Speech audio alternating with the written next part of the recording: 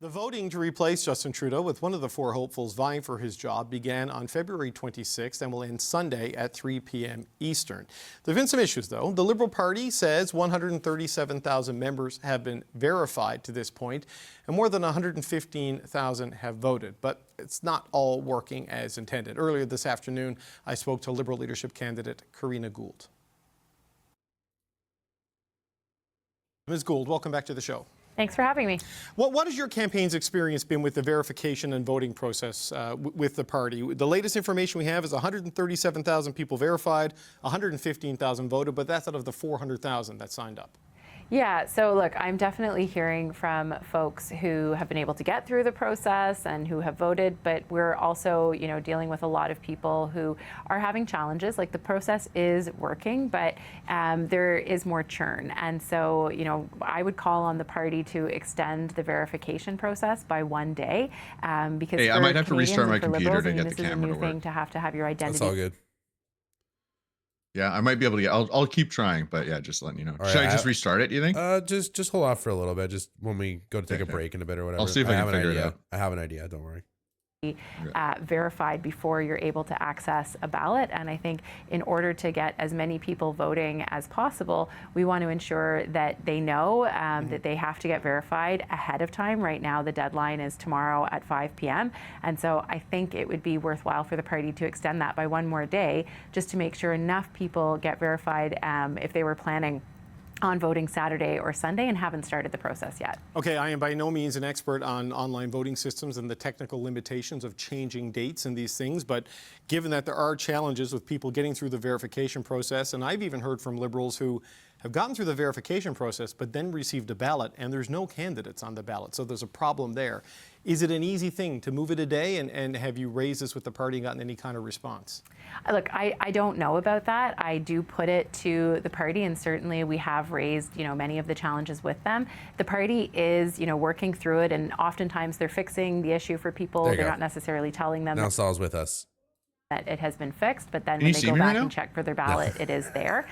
Look at the stream. The system is working. It's different for people, and so that's why my ask of the party is, can they do something to extend that verification process by 1 day? Because we know that Canadians often vote on election day, and Liberals were told they can vote up until March 9th.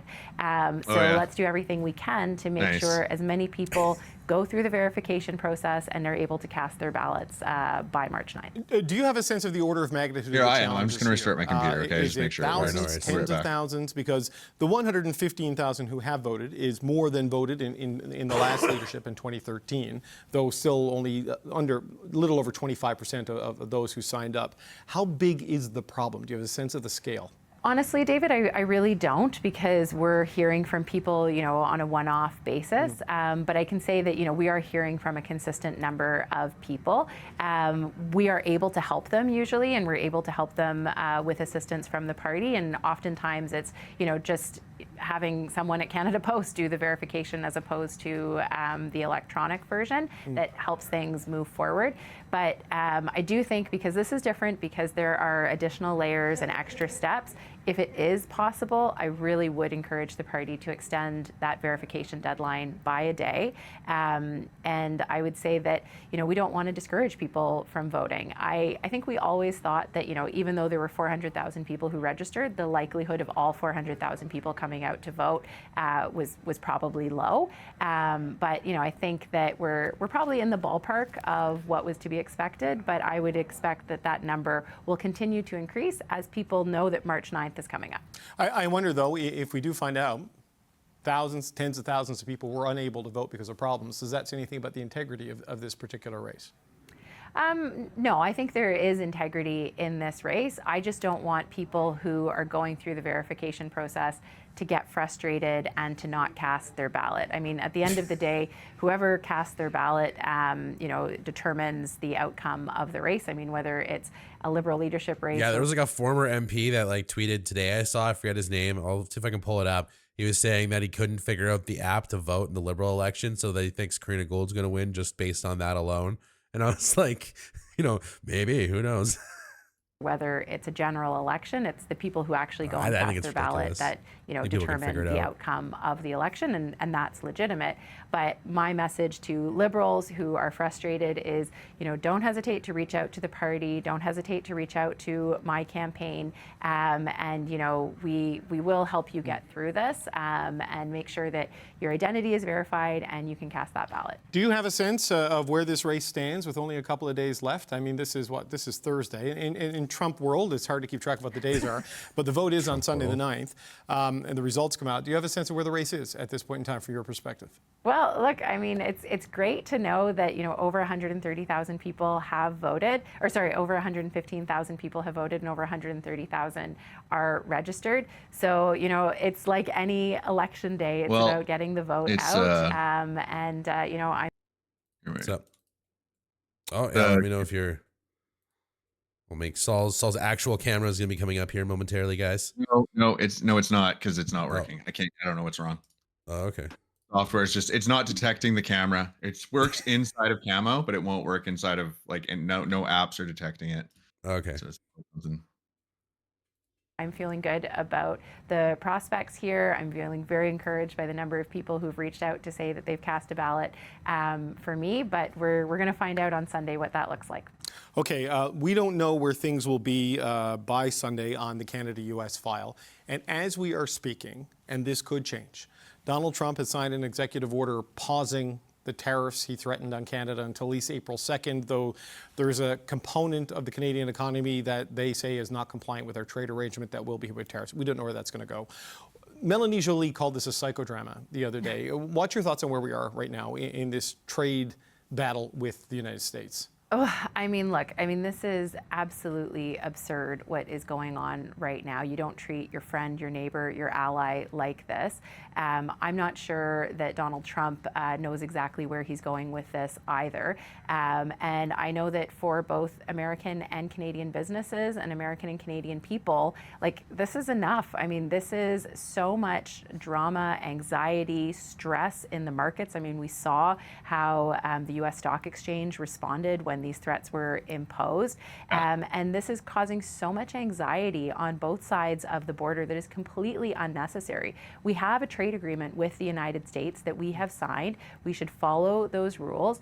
And let me be perfectly clear for Canadians, you know, under my leadership and what I will continue to do as a member of this government and a leader in this country, that, you know, our economy and our jobs and our way of life is not up for negotiation. But I think we have to be perfectly clear with the president. It's not enough to, you know, suspend these tariffs until April 2nd. They need to be completely off the table. And until such a time, Canada needs to respond strongly. You know, I saw Premier Ford is going to impose additional export tariffs on electricity. That's a good start, but we should be talking about potash. We should be talking about car parts. We should be talking about things that really demonstrate to the United States. You know, I've heard a few we're not afraid to people who clearly don't know in French or something, or is that just like the standard French? No, I think it's literally just people who've only ever read the word and they don't actually know what it is. What's his face? Ezra Klein. He's like one of the New York Times journalists called it that. And the guy he was interviewing was laughing at him. So he's like, you know, it's potash, right? He was like, oh, sorry, you know. He's like, you know, he's like white collar, like California guy. Of course, I don't know how to say it. Well, yeah, well, maybe that's it. Yeah, maybe. Stand up for our economy and for our jobs, but like, enough is enough. Like, it is time to stop this yo-yo. It's not good for anyone. Dude, how funny would it be to like remix that, like you know, remember that like Samwise Gamgee potato rap that they remixed of the Lord of the Rings clip? Oh yeah, just something like that out of that potash. Just all these people mispronouncing it. And it's only going to create uncertainty in the markets, uncertainty for businesses, uncertainty for workers, and make life more expensive. It's not called that. Then the bass drops. For people on both sides of the border. Things like fertilizer and energy are things you can stop, but because they cross the border one time and are sold to a customer. Auto parts go back and forth across a bunch of times. And anything that limits that could lead to the entire shutdown of the sector in Canada, the U.S. and in Mexico. Are you prepared to do that? Because this is what Flavio Volpe and Brian Kingston and others said we must avoid at all costs, because everybody loses their jobs in that case.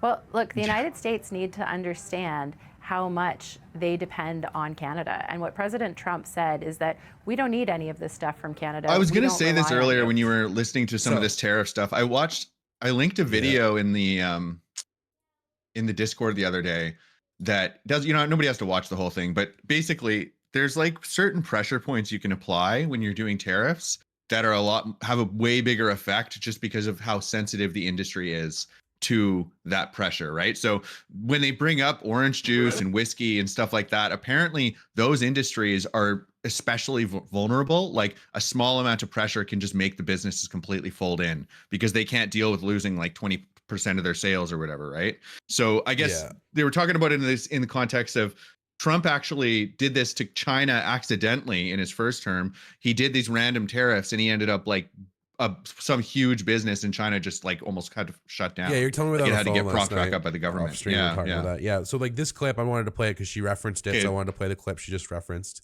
because I think it's okay. Camera should be up now, by the way. Oh, perfect. Okay. I'll get Saul's actual. Oh, it's spinning wheel. Oh, you know what it is? Here, wait 1 sec. All right.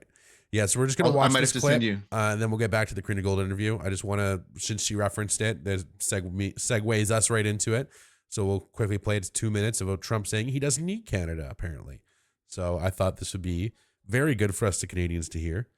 And if you're not following our X page, you can get these clips I'm posting like pretty frequently. Like anytime we post a short, I'm usually posting the full clip of that short on our X page as well. So if you guys are interested in that, if you go follow us over on X, you'll get frequent updates of stuff like this clip. And pretty much a lot of the 2-minute clips I play off X are from our X page.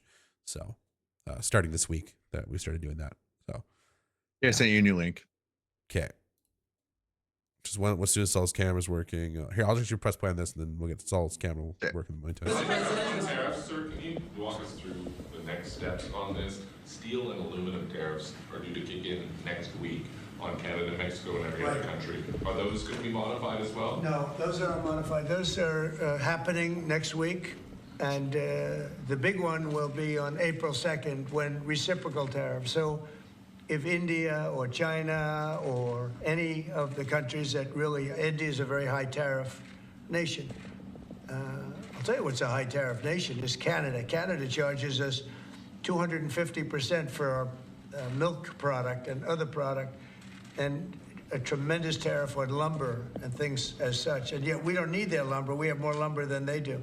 We don't need Canada's lumber. Oh, yeah. So what I'm doing is I'll be signing an executive order freeing up our forests so that we're allowed to take down trees and make a lot of money and then reharvest trees.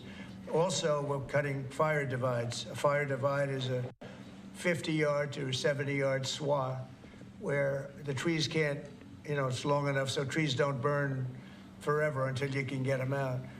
And those trees can be sold and made a lot of money with. So, but we'll be doing that. We don't need trees from Canada. We don't need cars from Canada. We don't need energy from Canada. We don't need anything from Canada. So we don't need anything. We can, so apparently he doesn't need anything from us, apparently. So I thought I don't think that's true. I think there are Americans that need stuff from Canada. I'm just going on a limb there and saying it. There's besides definitely maple some syrup and American whiskey, businesses that are gonna besides maple syrup and whiskey, there are some things people need. I just apparently we're the number one. The next biggest potash suppliers are China and Russia. We're biggest. Anyways, this clip's just about over, and then we'll go back to the Karina Gould interview. Self-sustaining, which is in most things. Look, we have more oil and gas than anybody. Our forests are massive forests. We're just not allowed to use them because of the environmental lunatics that stopped us. So I'm going to be freeing Russia and Belarus, so that we don't have to go to and other countries then China. to buy lumber. What do you mean? Sorry. The number one exporter of potash is Canada with 15 million metric tons. Russia is 9 million metric tons at number 2. Belarus is 7 million metric tons, and they're basically just a Russian satellite state. China is 6.3 million metric tons, and then Germany is 3. So who's he going to get the potash from if it's not from Canada? Russia? Is that what it sounds Russia or China? Those are the next biggest options. Okay. Why should we be buying lumber from other countries, paying tariffs, paying big prices, extraordinary prices, and we have lumber? We have the best lumber. Go ahead. So yeah, just a little, yeah, they have the best lumber in case you missed that last part there. So.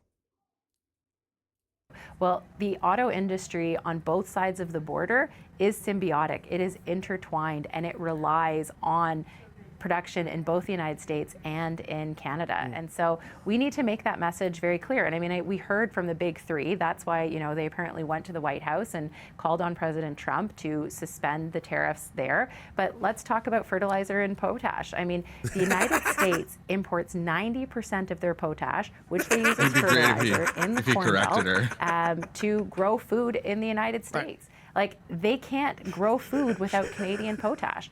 And so even if we put additional export tariffs on that. I feel like it is potash. It is not potash. It is not potatoes. Now you're saying it weird too. Potash. Potash. Yeah. Potash. Yeah. Would significantly increase the cost. Or if they're doing this, you know, maybe we should consider holding it back, because saying, like, just stop this nonsense. You know, it is completely inappropriate, unnecessary, unjustified, and to really show Donald Trump that, you know, we're not going to back down, and we're going to hit back hard if that's what we need to do. But this constant, you know, dragging it out, playing like this is really hurting both of our economies. Look, I've gone out of time, but just I get it with a commodity and a natural resource that you control on this side of the border. But if you do it in the auto sector, as you've suggested here, the push from the Trump administration is to have all of that relocate inside the United States. So if there's an escalation there, and the auto companies, which are largely headquartered not in Canada, they have operations here. If they see that, aren't you just incentivizing them to move to the United States? Well, you can't relocate that production in a couple of days. I mean, no, but they would make plans over a year. There are production lines that are on hold and expansions that are on hold because of this uncertainty. It maybe has a galloping effect to the south of the border. Yeah, well, look, I mean, I'm not going to do anything that is going to purposefully hurt. Okay, so apparently it's potash. That's how you pronounce it, potash. You can look it up. Potash. Yeah, potash. Yeah, not potash. Just to clear the record here. That's according to Google for how to enunciate it, according to the Cambridge Dictionary. I just always is potash. Yeah, well, it's it's P-A-A tash. That's how you pronounce it. Potash. What I understand. Okay. Not potash. But she's definitely saying it wrong. She's definitely saying it wrong. The Canadian economy, it's but that I think fancy we have to be very college clear education didn't teach you how to say potash, eh? Right? Yeah, I guess not. So action is inappropriate, and it is something that is hurting both of us, but that as Canadians, we're willing to put everything on the line to protect our jobs and protect our economy. And this is something that I think we have to be just, you know, very clear-eyed and strong on, because, you know, if we give in one sector and not in another, that just means that we're opening up ourselves for, you know, being exploited by the United States. And I think as Canadians, that is just simply something that we should not be negotiating. Okay, well, Karina Gould, if you win on Sunday, whoever wins on Sunday is going to have to deal with this. I think is priority number one. Thank you for being here today. We appreciate it. That's Liberal leadership candidate Karina Gould. Thank you, David.